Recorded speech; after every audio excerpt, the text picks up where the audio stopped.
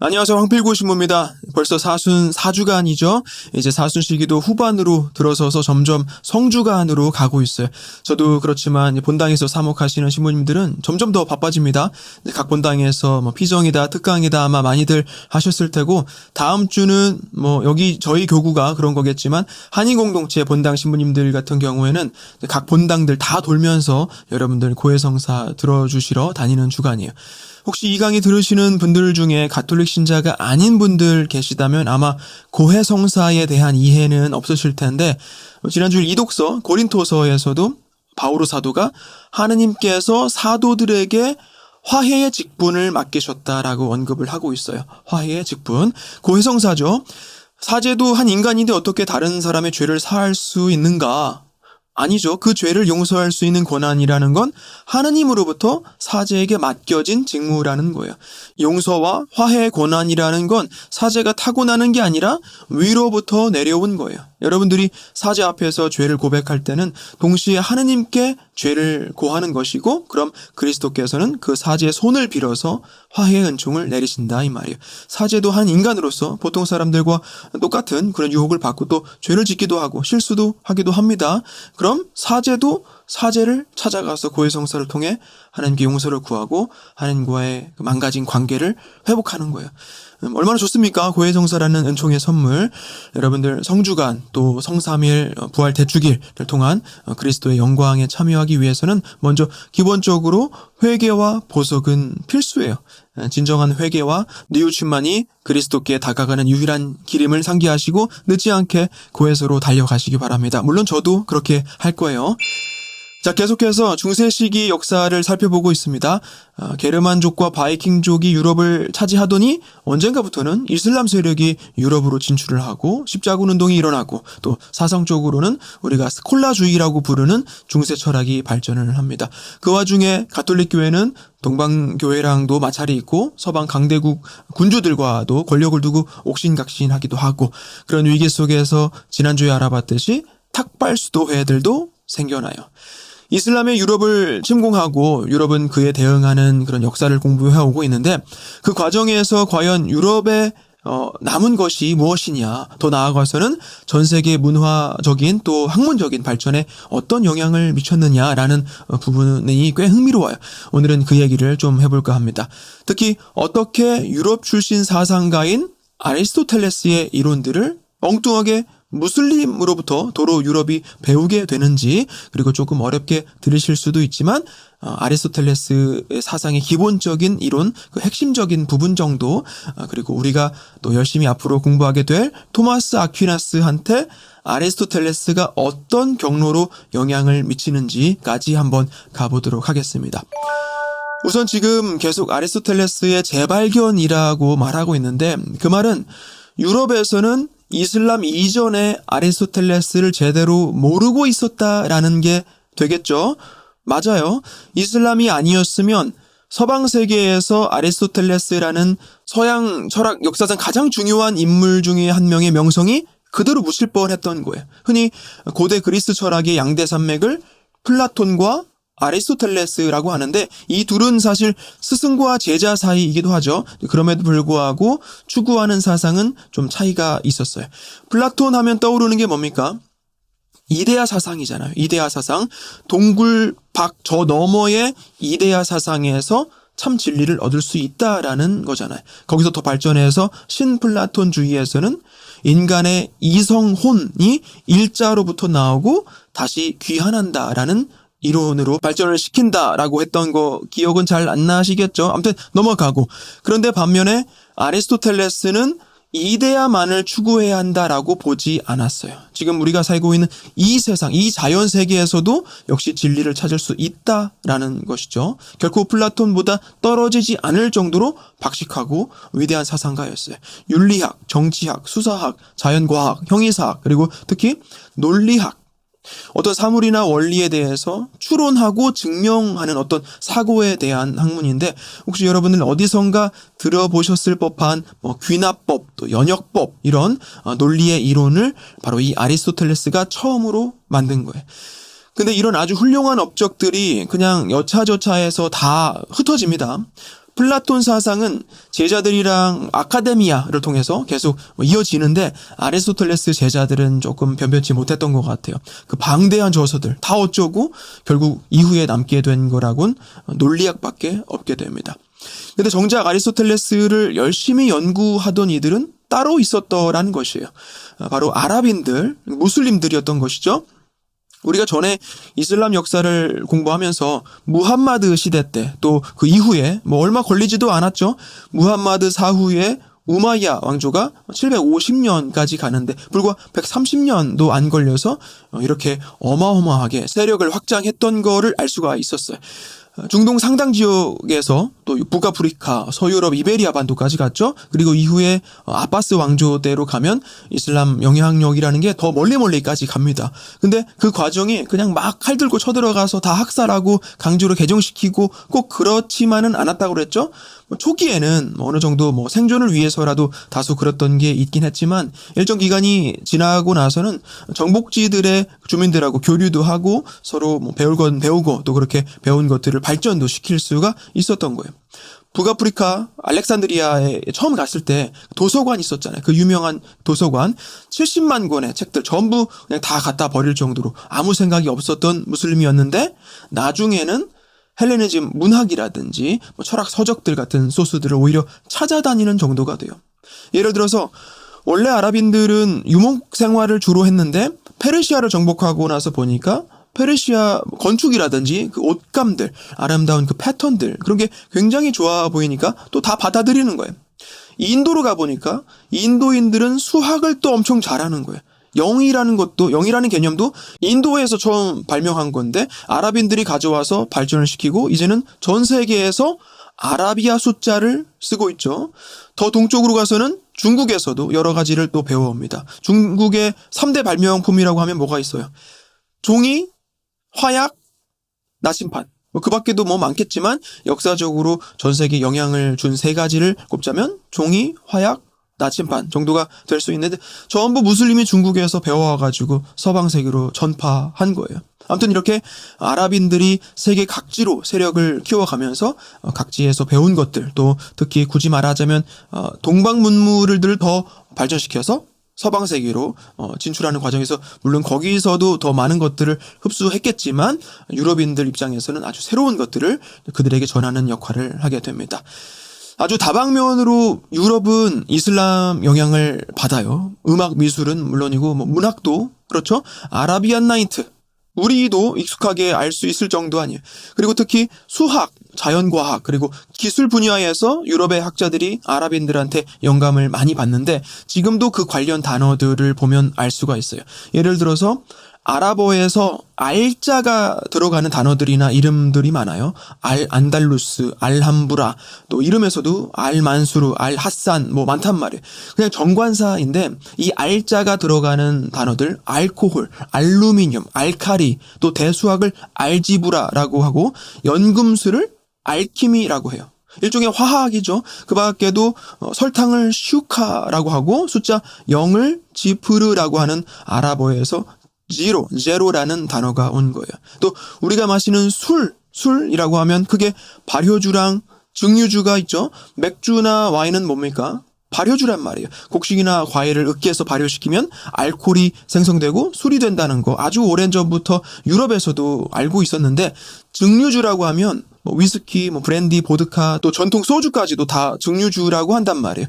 발효주를 끓이면 액체가 기화가 되는데 더 가벼운 알코올 성분이 위로 올라가고 물방울처럼 맺힌 걸 모아서 담으면 그냥 간단하게 설명드리는 거지만 그렇게 증류주가 만들어진단 말이에요. 이런 증류 기술을 처음에 아랍인들한테 배워와서 보리를 발효시켜서 증류했더니 위스키가 되고 포도를 발효시켜서 증류하면 브랜디가 된다라고까지 발전하게 되는 거예요. 천문학 수준도 대단했어요. 천문학은 기하학이 기본이 되어야 하는데 기하학은 결국 수학의 한 분야란 말이죠. 당시에 무슨 대단한 장비가 있던 것도 아닐 텐데 지구 둘레를 계산합니다. 거의 오차가 없어요. 아스트롤라비움이라는 도구가 있었는데 별들의 위치를 이렇게 맞춰가지고 지금 지구상 어디에 있는지를 파악할 수가 있는 도구예요. 나중에 코페르니쿠스도 이 아스트롤라비움을 사용했고 지구가 돈다라는 지동설을 주장하죠. 물론 고대 그리스의 피타고라스 같은 훌륭한 수학자들이 있어서 유럽의 기하학도 훌륭했지만 이 당시에는 아랍이 한 수 위였던 거예요. 자, 그런데 뭐니 해도 이슬람이 유럽에 가져다 준 보물들 중에 우리가 꼭 알고 넘어가야 하는 게 있다면 바로 아리스토텔레스예요. 계속 얘기 드렸지만 아리스토텔레스는 그리스 철학자란 말이에요. 플라톤의 제자였고 알렉산드로스 대왕의 스승이기도 했던 아리스토텔레스를 어떻게 아랍인들이 알고 다시 유럽으로 전했느냐. 먼저 아라비아랑 시리아 지역에 있던 그리스도인들이 이 아리스토텔레스를 알고 있었어요. 무함마드의 그 이슬람 교리도 기본적으로는 유대교랑 그리스도교에서 상당 부분 영향을 받은 것인데 당시 그 지역에 그리스도인들이 있었단 말이에요. 근데 대부분은 사실 네스토리오스파였어요. 네스토리오스파. 사실 이단이죠. 기억하실 거예요. 3차 공의회 때 주요 안건이 뭐였어요? 마리아가 테오토코스냐 크리스토코스냐, 하나님의 어머니시냐 그냥 단순히 그리스도의 어머니이시냐. 기억나시죠? 네스토리오스주의자들은 예수님의 신성과 인성의 일치를 믿지 않았단 말이에요. 그래서 이단으로 추방당했는데 그리고 멀리 도망갔던 게 시리아 쪽이었던 거예요. 그리고 4차 공의회 때는 제가 아주 잠깐만 언급했었는데 단성론이라는 이단이 있었어요. 단성론, 모노피지시티즘이라고 해서 예수님의 인성이 신성에 흡수된 것이다. 그렇게 하나의 본성만 남았다라고 해서 단성론. 아니죠. 예수님은 온전한 하느님이면서 동시에 온전한 인간이셨단 말이에요. 역시 이 단성론자들도 이단으로 쫓겨나서 시리아 쪽으로 도망갑니다. 이런 이단 공동체들도 어쨌든 신학적인 오류 말고는 나름 신심도 있고 철학서들, 그러니까 아리스토텔레스 저서들 같은 이런 학문들을 다 가지고 떠나왔던 거예요. 그리고 시리아 지역에 자리를 잡고 살면서 그런 책들도 시리아 언어로 번역이 됩니다.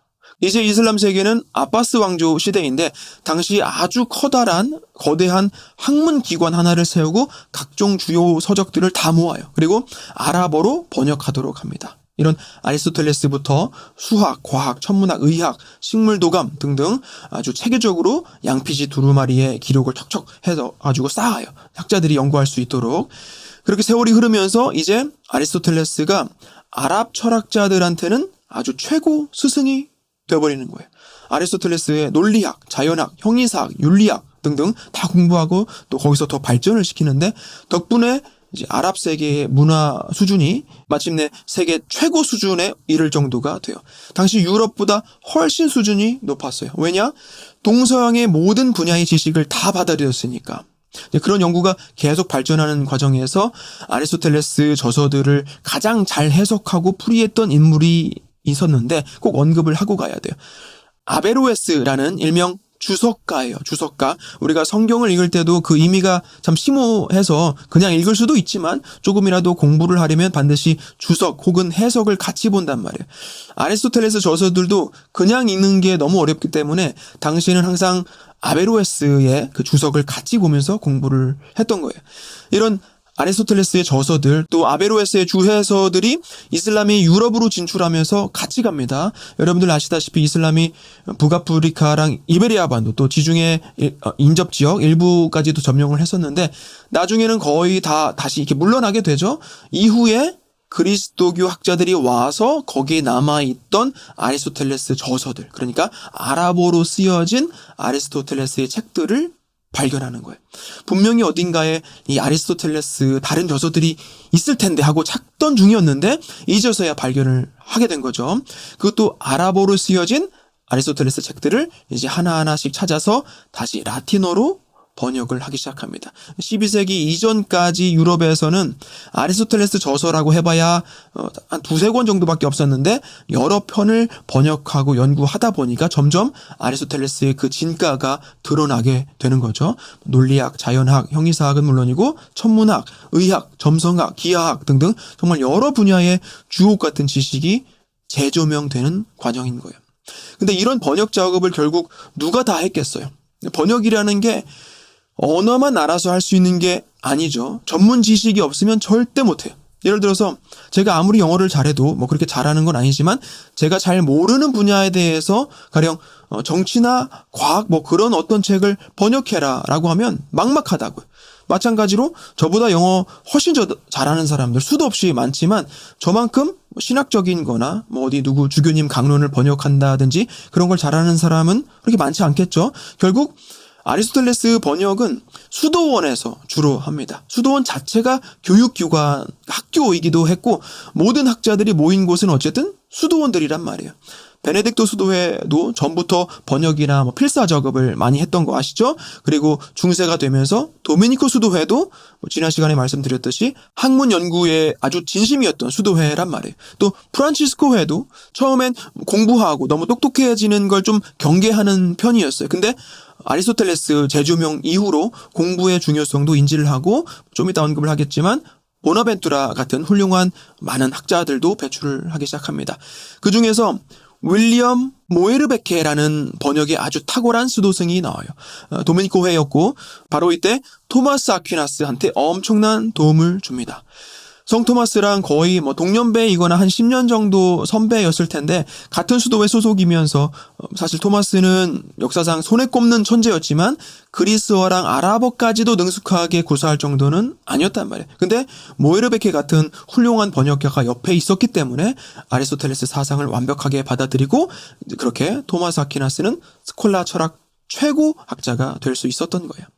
자, 그럼 아리스토텔레스가 얼마나 대단했길래 혹은 어떤 철학 이론들이 지금 우리가 공부하고 있는 교회사랑 관련이 있느냐 조금 깊게 들어가 보고 싶긴 한데 이번 강의에서는 제가 좀 참아야 될 것 같아요. 이 수업이 아리스토텔레스 강독도 아니고 그렇다고 어설프게 요약해서 겉핥기만 하고 가는 것도 안 하느니만 못할 것 같아요. 나중에 필요하면 해당 부분만 뽑아서 살펴볼 수는 있을 텐데 일단 이번 시간에는 어떤 큰 방향성 정도만 이야기하도록 하겠습니다.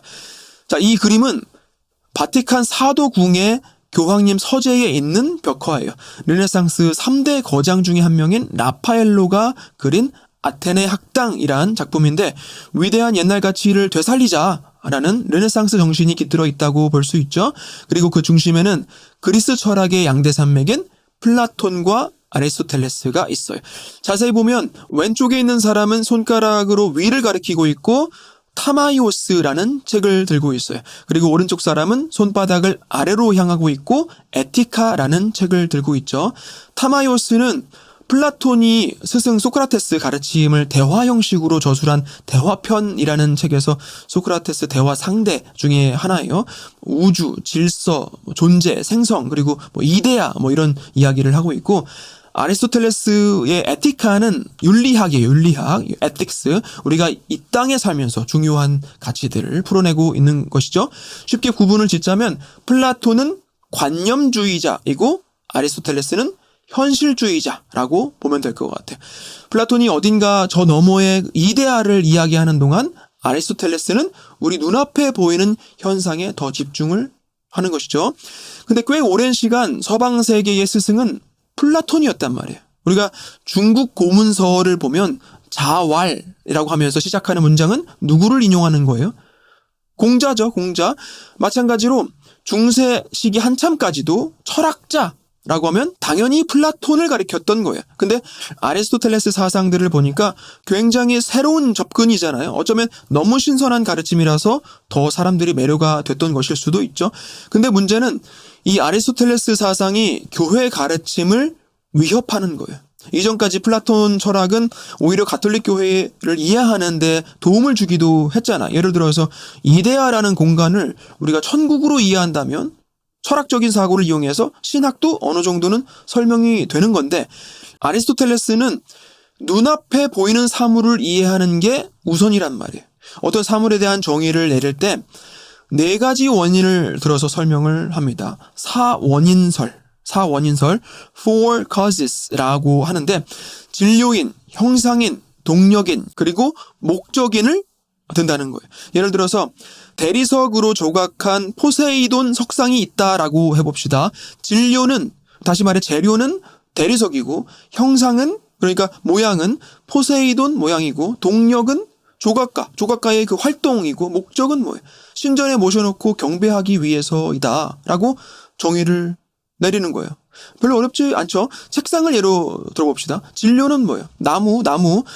형상은 네 발 달린 둥근 혹은 각진 선반. 동력은 목수의 활동. 목적은 거기서 밥을 먹든지 책을 보든지.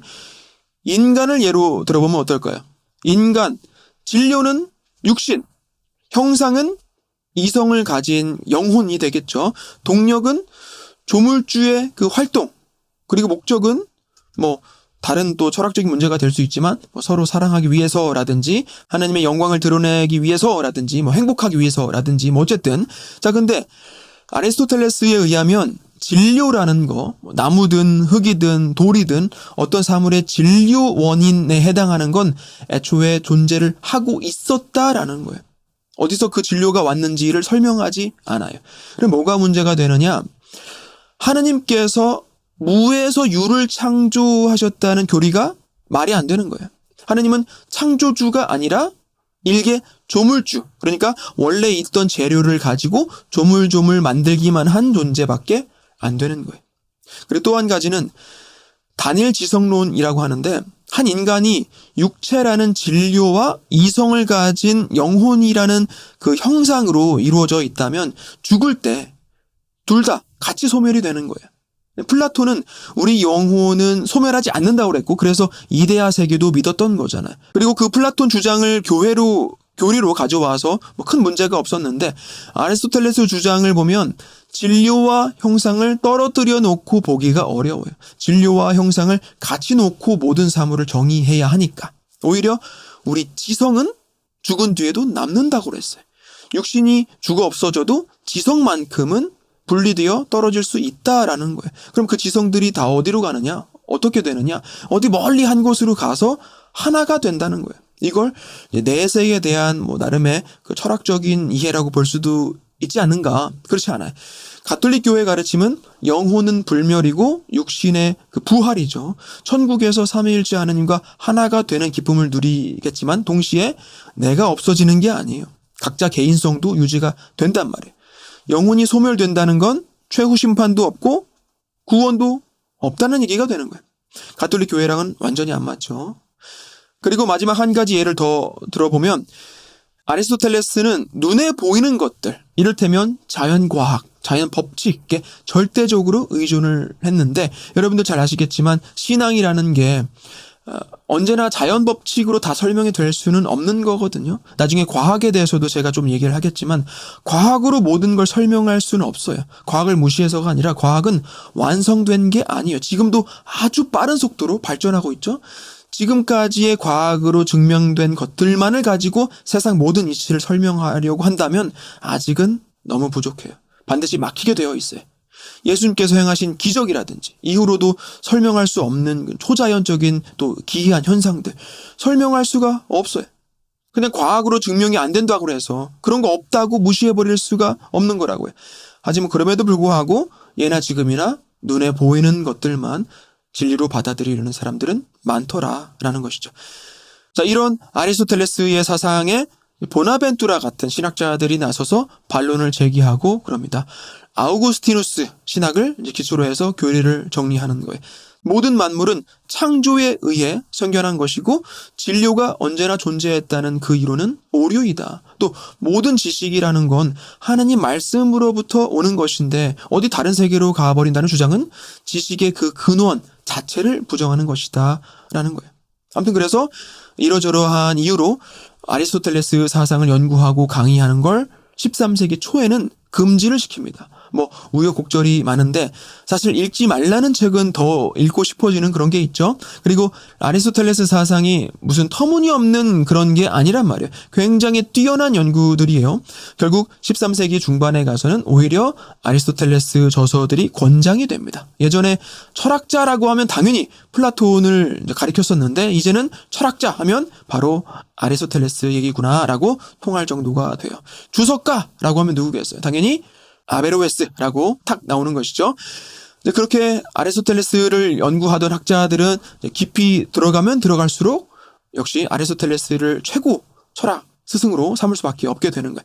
하지만 그럼에도 불구하고 한편에서는 아리스토텔레스를 인정하고 받아들일 수 없는 게 아무래도 기존의 신학하고 충돌이 해결이 안 되는 거죠. 당시까지 가장 위대한 신학자라고 하면 누구였겠어요?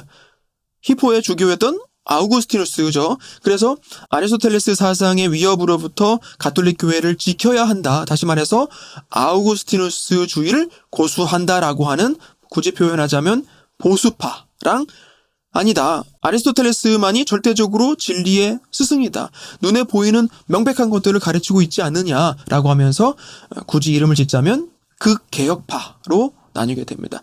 하지만 우리가 역사를 통해 알고 있고 지금도 주변에서 매일같이 겪고 있지만 항상 극단주의로 가는 건 굉장히 위험해요. 특히 신앙 안에서 극단주의자들은 광신도가 될 가능성이 너무 높아요. 늘 균형과 조화를 이루어야 하는데 마침 이 두 극단주의 사이 중간에 새로운 길을 찾는 이들이 등장합니다. 아리스토텔레스를 무조건적으로 배척하지도 않고 그렇다고 절대적으로 추종하는 것도 아니에요. 진리라는 것은 결국 하나이고 결국 만나게 되는 것인데 그 과정에서 다소의 오류를 범할 수도 있는 것이죠. 아리스토텔레스가 하느님도 아니고 어떻게 아리스토텔레스가 쓴 모든 걸 진리로 볼 수가 있겠어요. 아니다 싶은 거, 그런 게 좀 있으면 과감하게 버리고 대신에 지금까지의 경험과 교리에 벗어나지 않거나 더 명확한 해석을 돕는 부분이 있다면 적극 수용을 하는 것이죠.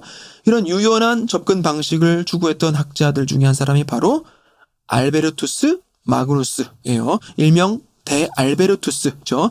웬만큼 훌륭한 인물이 아니고서야 마그누스를 붙여주지 않아요.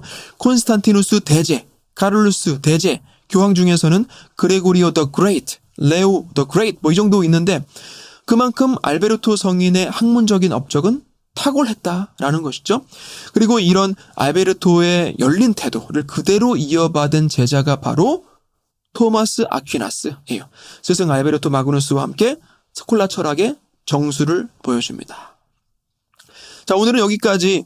중간에 조금 어려울 수도 있는 내용이 있었는데 굳이 더 자세히 설명하지는 않았어요. 토마스 아퀴나스에 대해서 우리가 배우면서 앞으로 어쩌면 더 이해하기 수월할지도 모르겠다라는 생각도 드는데 이해하시기 좀 어려웠다라고 해도 뭐 상관없습니다. 일단 그냥 넘어가셔도 돼요. 이번 강의에서 중요한 포인트는 서유럽이 잃어버렸던 아리스토텔레스를 이슬람을 통해 되찾아서 그 저서들이 유럽 전체에 엄청난 파장을 불러왔다라는 거예요. 중요한 건 역시 융화의 시너지 효과라고 봅니다. 이슬람 침략이 어쨌든 긍정적인 부분도 분명히 남겨놓았다라는 것이죠. 그리고 이 아리스토텔레스 사상에 상당한 도움을 받아서 가톨릭 교회 역사상 가장 위대한 신학자 바로 성 토마스 아퀴나스가 나왔다라는 거예요. 그래서 다음 시간에는 토마스 아퀴나스에 대한 이야기로 이어서 가보도록 하겠습니다. 한 주간도 건강하시고 다음 주에 뵙겠습니다. 고맙습니다.